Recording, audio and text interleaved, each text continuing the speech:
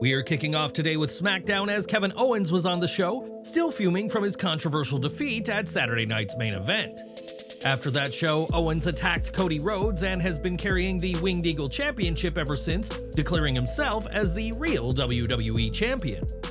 During this week's SmackDown, Nick Aldis laid out a huge ultimatum as he demanded Owens hand back the title or face severe consequences for refusing. This segment saw a major production botch, as while Aldis spoke about the historic value of the Winged Eagle title, Triple H was shown with the Big Eagle title from the Attitude Era. It was the Big Eagle title that replaced the Winged Eagle title on WWE TV, and this was a baffling error given that there are very clear differences between how the two championships look. At the close of the show, Owens met the SmackDown GM face-to-face, and Owens refused, claiming it was his only bargaining chip and that he was cheated at Saturday night's main event.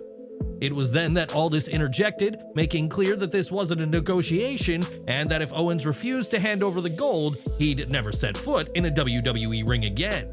For a moment it appeared Owens was contemplating giving up the title, but Cody Rhodes' music interrupted whatever decision the Canadian was coming to. Cody didn't want Aldis to take the title from Owens and make him a martyr, and name-dropped the people he fights for, including Triple H, Randy Orton, and the fans.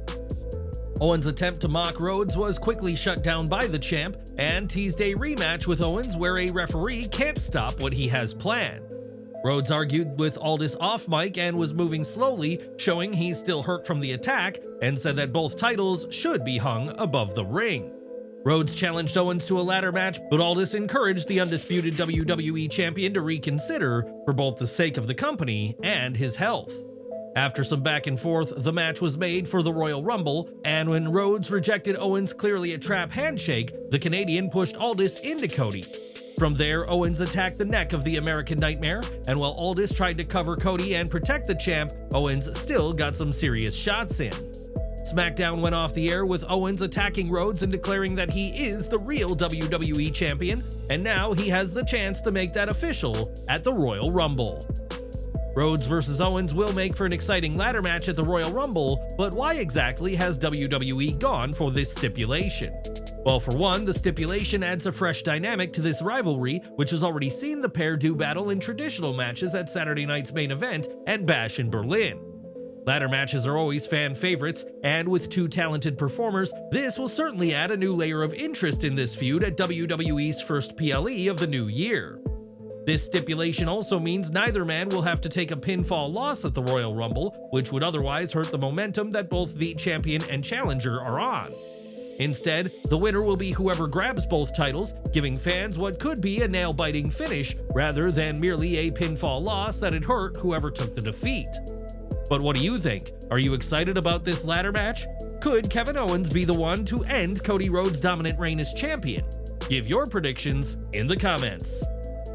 At Survivor Series War Games, Solo Sikoa's Bloodline and Bronson Reed lost to Roman Reigns' faction and CM Punk, but Sikoa and his group bounced back in a big way on SmackDown. Earlier this week on Raw, Sikoa and the Bloodline appeared to take out Sami Zayn and Jey Uso, and Sami was on SmackDown with payback on his mind. A confrontation with Carmelo Hayes, however, led to a match between the two, and during the closing moments, Melo was ready to walk out before Braun Strowman intervened. The Monster Among Men attacked Melo, and it was at this point that the Bloodline stormed the ring, ambushing Zayn once more. Strowman tried to help, but the numbers proved too much, and Sikoa delivered a Samoan spike to the former Universal Champion before Jacob Fatu delivered a moonsault on Zayn.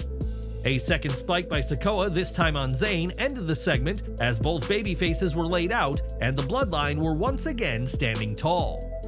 Sikoa certainly needs to establish himself as a threat to others before he faces Roman Reigns on January 6th in a match that many fans are predicting a victory in for the OTC. Do you feel like Sikoa has a chance on the much-anticipated Raw on Netflix debut? And what do you make of this segment on SmackDown? Let us know your thoughts in the comments. More from the Royal Rumble now, as the show is always one of WWE's most exciting nights of the year, with fans eager to see who wins the two titular Rumble matches. This week, a document allegedly sharing the rundown of the men's and women's Rumbles was shared online, stating that John Cena and Charlotte Flair would be winning the matches. These alleged rundowns offered plenty of top names, as well as the returns of The Rock, who would be a surprise 31st entrant, and Alexa Bliss, who would be the number 30 entrant in the women's match. However, it's since been confirmed that these rundowns are not legitimate at all and did not come from WWE, but was a fake created by a fan. Could Cena and Flair leave the February 1st show with title shots at WrestleMania? It's possible, but fans shouldn't take anything said in these fake rundowns at face value. Now, this document claiming John Cena is winning the 2025 Men's Royal Rumble may be fake, but there's been a lot of talk among fans about Cena's role in the contest. This match will be Cena's final time competing in a Royal Rumble, and winning would tie him for the most Rumble wins at 3, a record currently held by Stone Cold Steve Austin. It turns out that fans may be in store for a Cena win after all, as according to PW Insider, there is talks of a WWE title showdown at WrestleMania 41 between John Cena and Cody Rhodes. Sources claim that the majority of the talk has been about this potential match, which would see WWE's past top name and its current top name face off in Las Vegas. The report adds that these plans are far from confirmed and that everything is subject to what The Rock wants to do and whether he wants to work with Cena or Cody next April.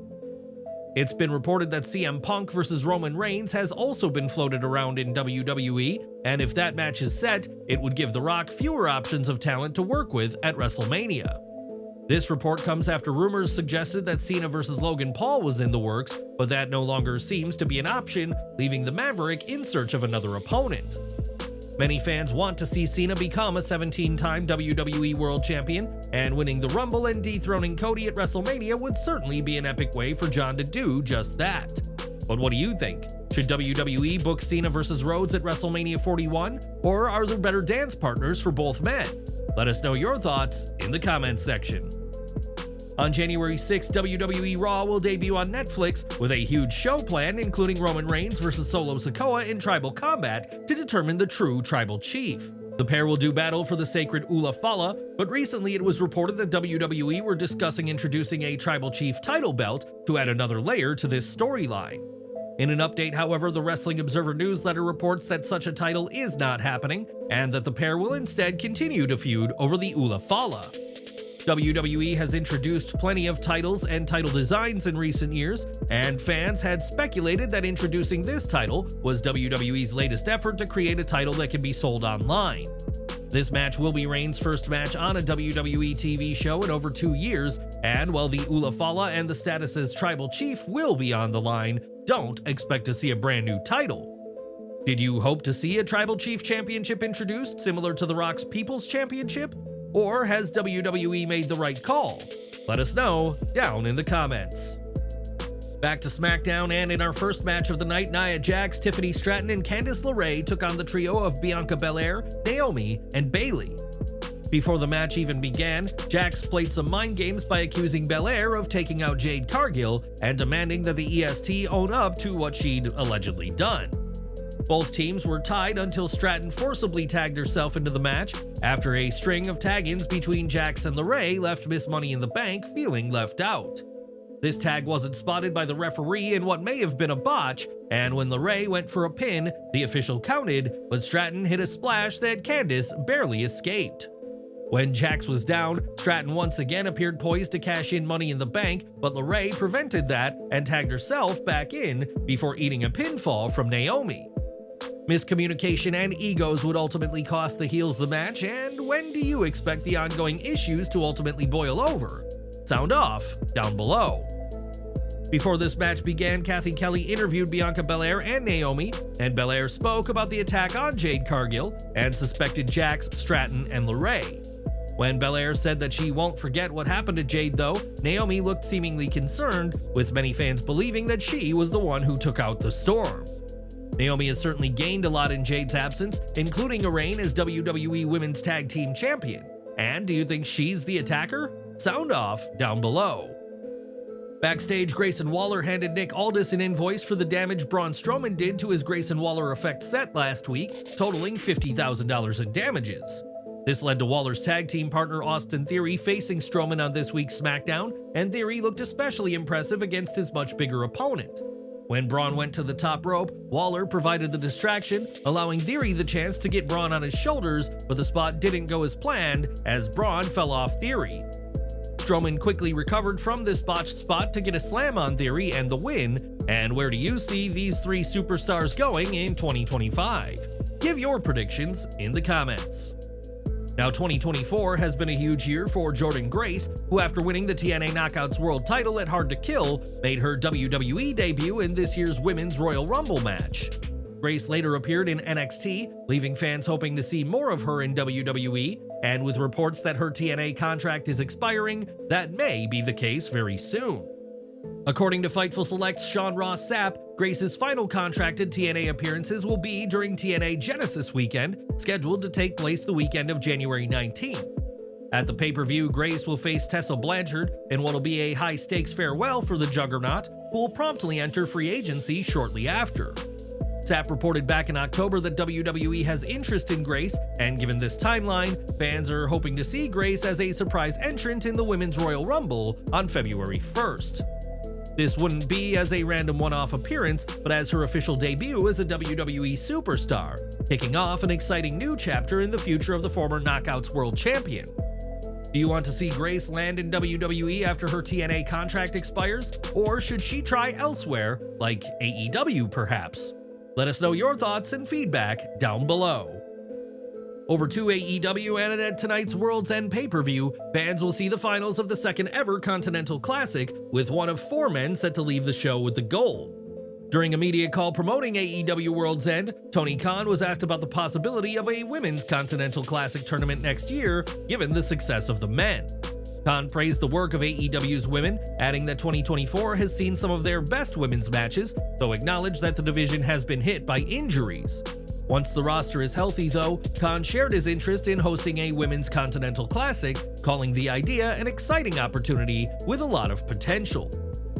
Later on, Khan was asked about potential cuts to the AEW roster in 2025, given that the end of AEW Rampage means the company is losing over 50 hours of TV per year going forward.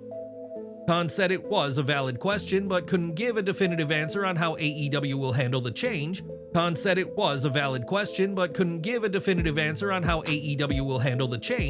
Khan noted that with their new deal, AEW is being paid more for its 4-hour schedule than what they were making under its previous deal with 5 hours to fill. While AEW Shockwave has been rumored for some time, the show has yet to be confirmed, and we'll just have to see how AEW traverses the new year with its new deal and less programming. For years, Penta El Cero Miedo and Rey Fenix were a pivotal tag team in AEW, but that all changed in 2024, with issues coming up surrounding the two. Penta has since left AEW and is believed to be headed to WWE, while Rey Fenix is still with the company after injury time was tacked onto his current contract. In the Wrestling Observer newsletter, it's reported that the backstage situation arose when both wrestlers felt they had stagnated in AEW and knew that WWE was interested in signing them. The report adds that Tony Khan tried to keep them by offering more money, but by that point the Lucha brothers had already decided to leave. When AEW management broached the topic of renewing their contracts, the pair told them to talk to their agent instead, and AEW, seeing they wanted to leave, took them off TV. Rey Fenix recently caught attention when he spoke of inhumane treatment and his medical needs being neglected in now deleted tweets many saw as aimed at AEW. It was suggested earlier this month that Phoenix's tweets are his attempt to get fired, as with injury time, his current deal with AEW will extend long into 2025, despite him not being used. Whatever the future holds, it appears fans have seen the last of the Lucha Bros in AEW, and this messy situation has certainly done Tony Khan's promotion no favors. More from Smackdown, as it was a few weeks ago that the Street Profits were found laid out backstage, meaning they couldn't compete in a tag team title match. Instead, DIY faced the Motor City Machine Guns and, thanks to some underhanded tactics, won the titles, championships that Gargano and Ciampa hold to this day. On this week's show, the Profits, DIY, and Pretty Deadly were backstage, and the Brits claimed that they knew who attacked the Profits, and started off by saying it was A swift look by Gargano made Pretty Deadly rethink their answer, and they said it was Garza, as in Los Garza, though it was clear that Pretty Deadly was going to say Gargano and Ciampa. This led to a fun match between the Profits and Los Garza, in which Ford and Dawkins got the win, though it's unlikely this issue will end with this match. B-Fab had a moment during this match with Elektra Lopez, and after weeks of going underused after her appearance in the Women's US title tournament, hopefully this leads to something. B-Fab seemingly had a lot of support and momentum during the tournament, and hopefully WWE hasn't dropped the ball on her and there's something in store. Backstage, Pretty Deadly sought a tag title shot with DIY, arguing that they'd scratched the champions' backs by pinning the attack on the Profits on Los Garza. In a separate segment, the Profits spoke with the Motor City Machine Guns, and Apollo Crews emerged to say that he saw DIY attack the Profits during the December 6th show. Some may wonder why Crews didn't help, but if you cast your minds back, the same show that the Profits were attacked, Crews had been attacked earlier in the night by the Bloodline. It stands to reason that Crews was in no condition to help out on that night, though it's still odd that he didn't bring up that he saw DIY until 3 weeks later. What do you think of this storyline? Are you pleased to have another case of a mystery attacker, or is this too similar to the Jade Cargill situation for your liking? Let us know in the comments. Chelsea Green's Women's US title celebration saw both herself and Piper Niven dressed to impress, with Green coming out dressed as the Statue of Liberty. Green had a fun line about turning the blue brand into the greenhouse, and as expected, there was an interruption with Mi Chin coming out with a kendo stick and wreaking havoc. It's certainly a choice for WWE to go with Mi Chin, who just faced Chelsea in the tournament finals, being her first feud, and it seems like another opponent would have fit the role better. Chelsea is almost guaranteed to win her first feud as champion, giving Mi Chin another loss and pushing the popular star even further away from holding a title in WWE. Do you think Mi Chin is the right person to be Green's first opponent as US champion, or would someone else have fit better in the role? Let us know down below. For weeks, it's been reported that WWE Smackdown would be moving to 3 hours, but during this week's show, WWE officially confirmed that this change is happening. On commentary, Michael Cole confirmed that starting next week, SmackDown will have a 3rd hour, and with Raw going to 3 hours on Netflix, there'll be plenty of WWE each week. And that was this week's SmackDown, the last of 2024, and what did you think of the show? Make sure to give your feedback on this episode of The Blue Brand down in the comments. As previously reported, Rhea Ripley will face Liv Morgan for the Women's World Championship on Raw's Netflix debut, but this week, their match got even bigger. It's been confirmed that the pair will do battle in a last woman standing match, ensuring that there will also be no countouts or disqualifications.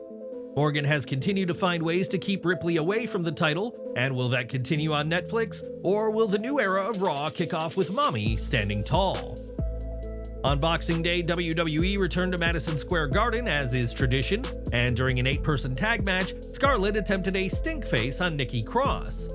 The Smoke Show's attempt to add insult to injury quickly backfired though, as she ran out of the corner screaming and later shared that Cross had countered by biting her buttocks. Cross and Scarlett have yet to go one-on-one in WWE, but should that match happen, fans can bet Scarlett will be packing some posterior padding to prevent Cross's unique counter. At the same WWE live event, Seth Rollins faced Dominic Mysterio and during the match, delivered the signature yeah taunt of Brody Lee before hitting a discus lariat. This was all in honor of Lee, who passed away on Boxing Day back in 2020, and Rollins has often used WWE's annual December 26th show to pay tribute to his friend. Rollins is one of many to honor Lee this week, as tributes flooded in online on the anniversary of his passing, showing that the former WWE and AEW star will never be forgotten. And we're ending with After SmackDown, as fans in Tampa were met with a touching sight once the cameras stopped rolling. In the first dark match, Bianca Belair and Dakota Kai defeated Shayna Baszler and Sonya Deville, while the second saw Jey Uso face Chad Gable, but the Bloodline tried to ambush Jey. Sami Zayn and Braun Strowman rushed to his aid, and in the end, it was the trio of faces who stood tall, and Sami spoke to the crowd, calling 2024 one of the best years in WWE history. When Braun spoke, he reflected on the tough years he's faced, including the loss of his friends Bray Wyatt and Brody Lee, and invited their children Nash and Brody Jr. into the ring. This touching scene saw the fans illuminate the arena with fireflies in tribute to the late wrestlers, ending this week's SmackDown show on a truly emotional note.